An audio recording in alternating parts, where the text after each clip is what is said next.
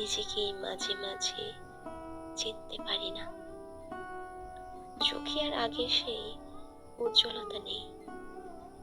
হৃদয়ের ভেতর কেমন একটা ভার, যেন কিছু হারিয়ে গেছে চিরতরে।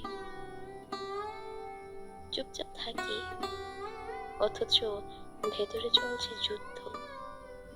মনে হয় এই আমি আসলে আমি না, কেউ যেন আমায় পাল্টে দিয়েছে নীরবে। হয়তো সময়ের সাথে সাথে বদলে গেছি, কিংবা ভাঙতে ভাঙতে তৈরি হয়েছি নতুন আমি। অচেনা, অজানা, তবু আমি।